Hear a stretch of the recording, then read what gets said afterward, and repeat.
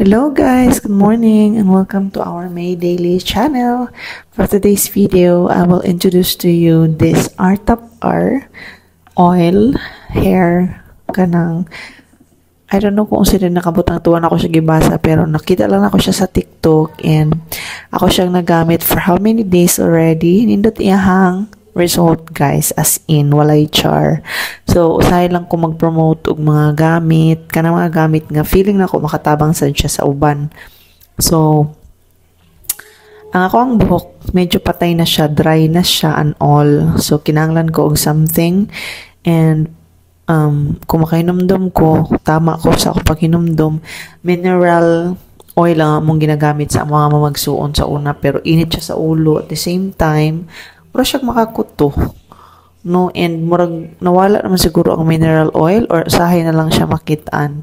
So nakoy nakitaan sa TikTok and nindot ang iyahang mga reviews, daghan og mga positive reviews like mga gamay na lang ang mga tagak nga buhok, and kung dry imuhang buhok syempre kay oil man siya so makatabang siya nga dili mag-dry imong buhok o dili pod siya init sa ulo. So tinuod jud sa akong pagsulay for how many days kay ang akong buhok sa kadaghan sa akong gibuhat sa akong buhok apil ang mga pag-color og uban pa na damage na siya. So dili na gali siya dawaton ini magpa-reband no kay daot na gud kay siya, grabe na siya ka-dry. And dili na ko makapanudlay most of the time. Ako lang siyang ginabugkot tapos akong ginahipos og maayo.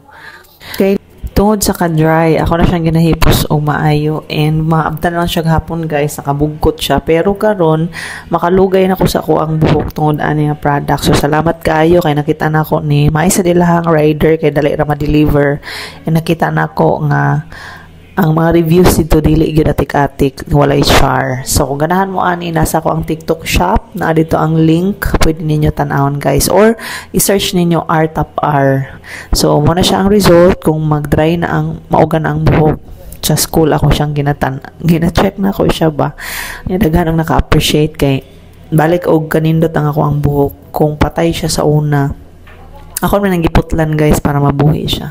So anyways, today is Tatay Noli's birthday. Mostly we are celebrating our birthdays here in the Philippines. Murag na anad mi nga mag na tradition siya ba nga mag-celebrate sa birthday. Although wala man gid tagi ano-ano gisugo nga mag-celebrate, pero it's one way of kanang tapok bitaw ang family as one. Happy birthday, Tatay Noli.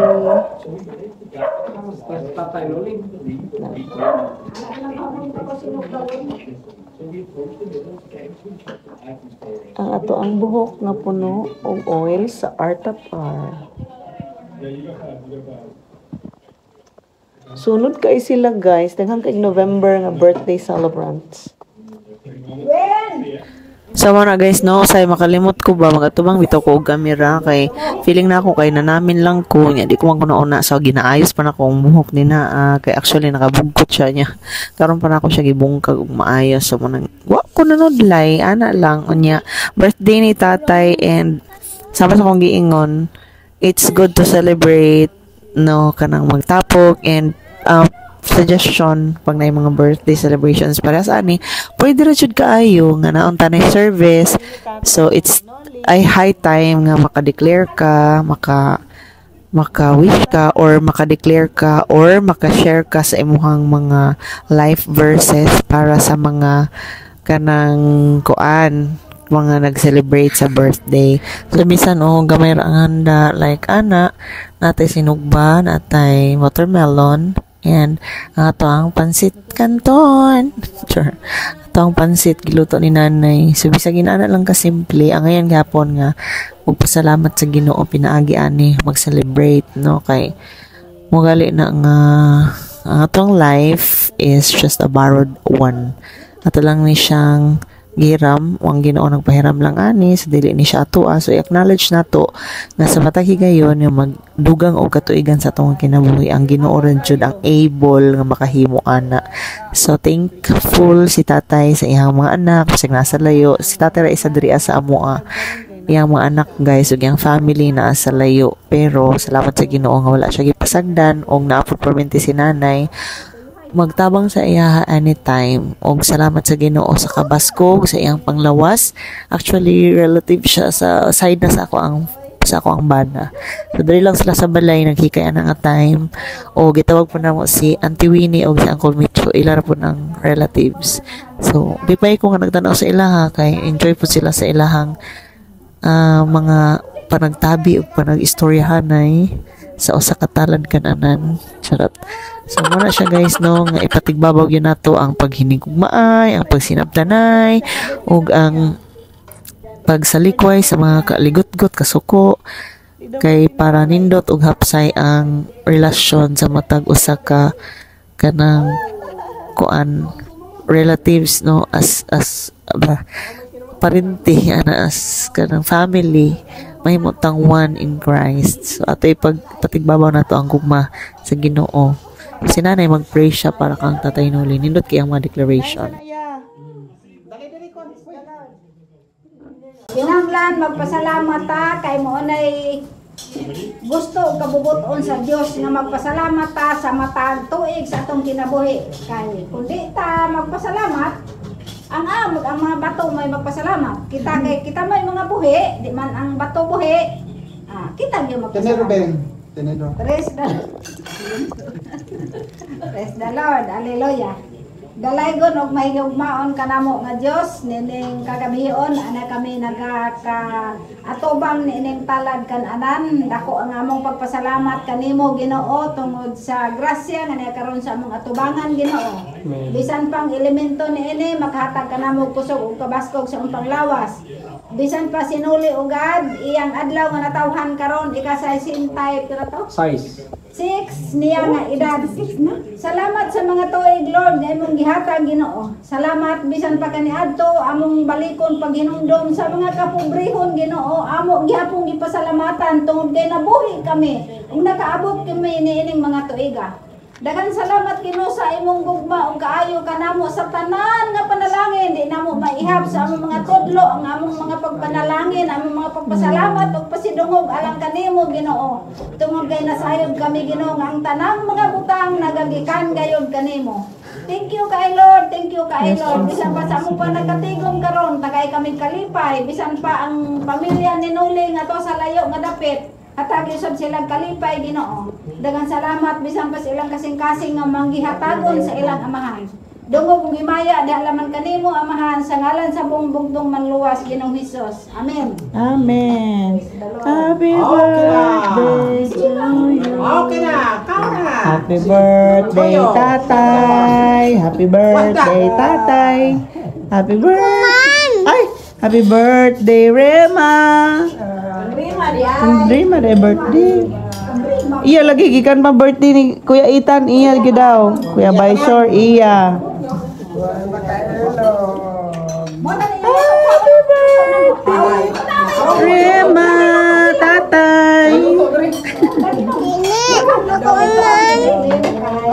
Galo to. Di ba tamo ka ulo to? So dami to ka ulo. Happy birthday daw. Kanon dagan kayo. Sudan parang sala. Birthday ni mo? Kapila naman ni mong birthday, be? December pa man mong birthday, December 20. Ano na? Ah, Toyo bing. Ikaw is. pas kayong edad Ito nimo. nila kantong pila na yung kano to. Toyo rin niya. Ang ta guys, happy birthday Tatay Noli. Ay, happy birthday Rema Inday. Muto eh. Imo gyud ay mabel nga birthday. Birthday mami. Kuan ni dong uling ko dong. Among pinakagwapa.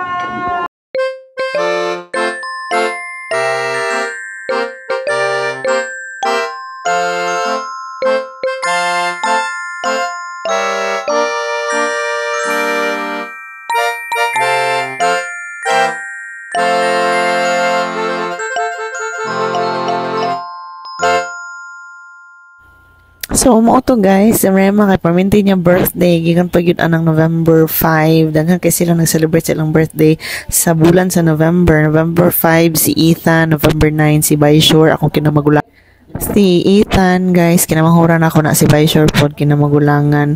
Dayon pagka November 9, si Daddy, amo ang father sa Panimalay.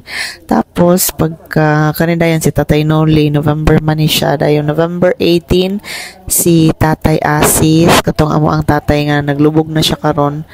Hapit na siya mag 100, guys, yung edad. Tapos si Michelle, akong igsuon kinamanghura na mo, mag-birthday po siya pagka 24. So, ang ngayon lang dyan nga pasalamatan o pasidunggan ang Ginoo sa atong matao sa kinabuhi, kay siya man ang tag-iyaani. And while we are here on earth, dili nato kalimtan nga nagkaanam og dako ang ato ang edad, nag-anam og add up, no, nagdugang og katuigan. So, pasabot gamay na lang po ang nabilin ng mga time nato para mag-serve kay Lord. So, habang may lakas pa tayo sa Ecclesiastes ko atong basahon, dili nato kalimtan ang Ginoo sa ato ang youthful years, sa ato ang life. So pasabot hangtod na patay kusog, maka-able pa ta no mag-serve kay Lord, magpagamit sa iyaha as His vessel, kay daghan pa kay mga tao nga wala na kaila diha sa iyaha. So atong gamiton na atong mga kinabuhi mahimong purposeful gyud kung unsang will ni God sa ato mo na mahitabo mo na mag-prevail, dili lang atong kaugalingon ng mga plano. Simply because gitawag ta sa Ginoo to reach out more souls. Actually, as Christian, dili man jud ang ato ang focus or main goal is magpadato, magpadakog balay, magtanan-tanan ano.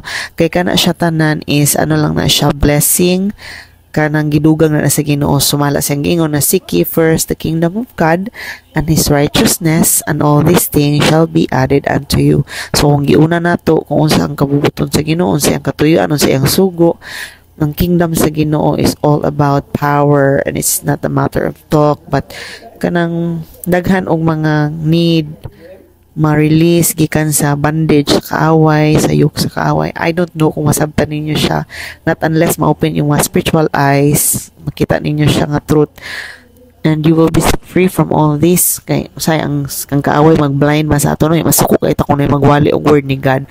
Pero mo na siyang kamatuoran ng gitawag ta sa Ginoo, gamiton ta sa Ginoo. Ikaw ug ako, we are potential mga leaders, and gamiton ta sa Ginoo as His vessel para daghan pa ang makaila sa vessel sa iyang anointing, para daghan pa ang makalingkawas no sa para sa gingon mga ginapo sa kaaway. So ang atong kinabuhi is para kay Jesus.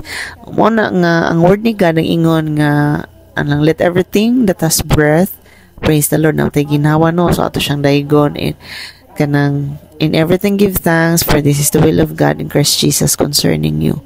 So I do not know what situation sa imong life karon, and usahay siguro dili ta maka-celebrate, dili ta makapasalamat kay benta nga walang-wala ta or whatsoever reason that we have. Pero actually guys, really need to give thanks to God every single minute of our lives. So ako, I praise Jesus for what He has done sa amoa, sa sinugdanan sa amoang life, sa ako ang pag-serve sa iya no, when I was in college. Mo to ang time nga nangalagad nako sa Ginoo. Up until this time, nakita nako ang dako kay nga kalainan sa amoang kinabuhi. So tinuod kaayo nga panalangin ra jud ang kaning gidugang ra gyud sa Ginoo, ang among balay, nahuman, na mga sakyanan, na mo siyang business, nag-rent a car me, din ay mga trabaho, din ay mga bata, din ay partner sa kinabuhi, na ibana, ana.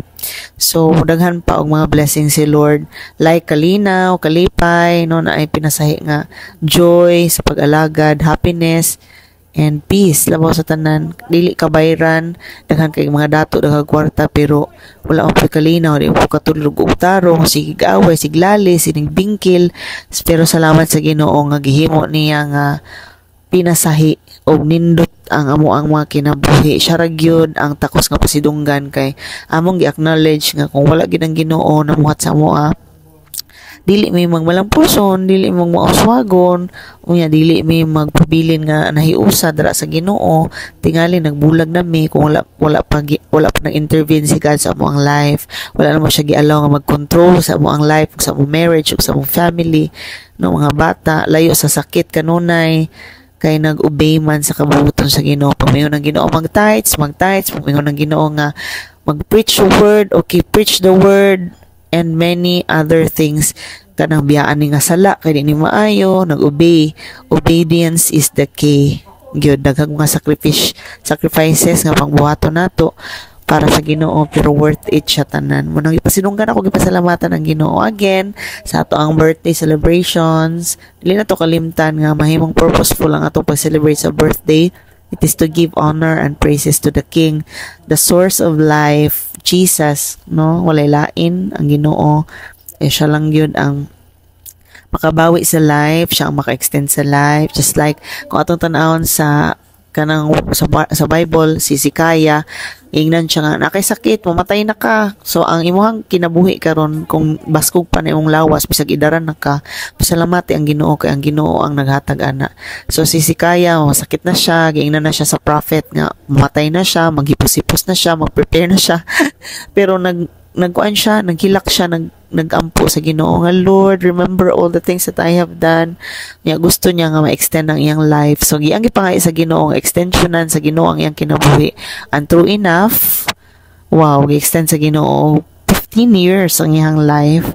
No, so ning anak amazing ang Ginoo nga kung natay mga balatian karon, he is able to take away all those pain. Ingon pang word ni God nga, by his stripes we are healed.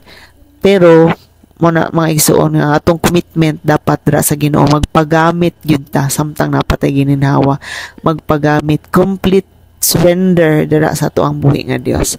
So mao lang na we enjoyed this day. Salamat sa Ginoo na may fellowship, tapos nakakaon mi og lami, tapos after ani nagsalida sa aming isa ka salida.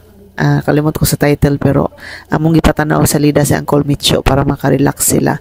Pero wala pa sa nagdugay, nang wala silang balay. And kami na lang dayon ang nabilin. So thank you guys for always supporting us on our channel. I hope nga na po tayo na learn ani nga video. God bless everyone. Stay strong and be courageous. Be strong and courageous. Muna ang sugo sa Ginoo sa imuha o sa kuha. Let us all meditate God's word day and night. Puno nato sa nindot nga mga butang atong una-una. Dili mga negatibo aron dili ta ma-stress o mahimong taas ang ato ang kinabuhi. Bye-bye. See you on our next video, guys. Thank you so much. God bless everyone. Mwah.